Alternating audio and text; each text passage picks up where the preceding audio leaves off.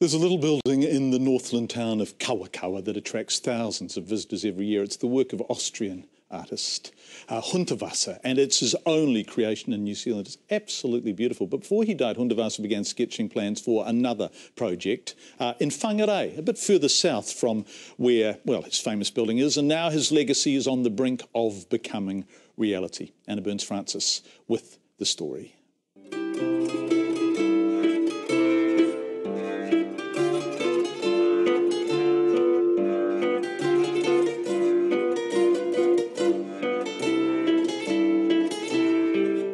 It is the architecture of an individual who refuses to use a straight line. All curves, spirals, organic form and bright colours. Austrian artist Frederick Hundertwasser spread his love of surrealist architecture across all corners of the globe, including Kawakawa in Northland. And now Whangarei is planning to build a Hundertwasser masterpiece of its own. It's affordable, it's sustainable, and it's going to be just the best thing for Whangarei that's ever happened in the last 100 years.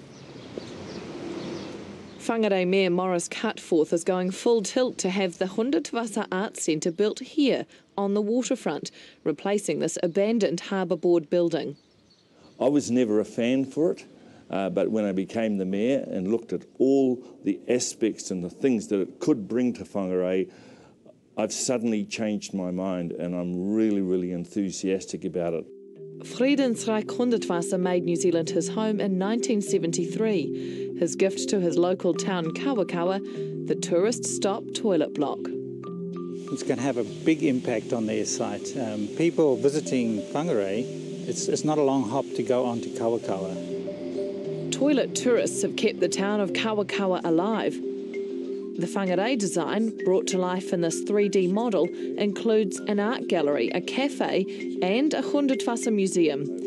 This building is estimated to bring in $3.5 million a year, but it comes at a cost, $13 million.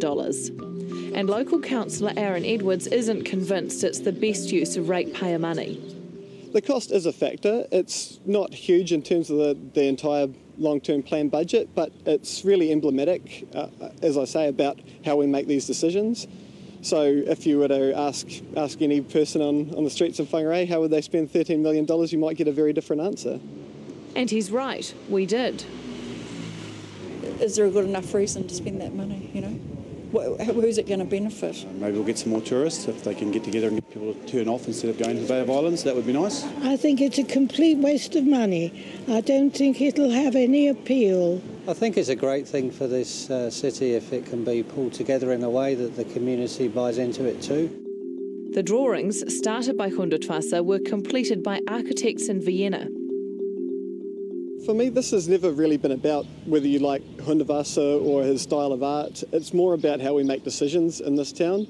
I've opposed this project because it's prescriptive, it's predetermined, and the alternatives haven't been listened to. We haven't actually had a formal process to assess this project against other options for the site. Still, Mayor Morris can see the benefits of an estimated 150,000 extra visitors a year.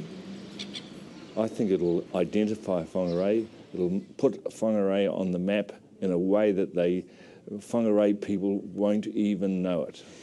It's going to be massive. People don't quite understand the impact that this building's going to have.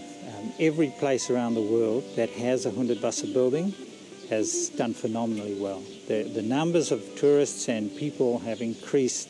You know, it's just amazing. I never ceases to amaze me. And it's going to happen here in Whangarei. People don't quite realise it, but it's going to be big. A big commitment to make Whangarei the next big thing. Anna Burns-Francis reporting. I love the look of the thing. Who'd heard of Bilbao 30 years ago? Really? It's just a funny old semi-industrial town in Spain now.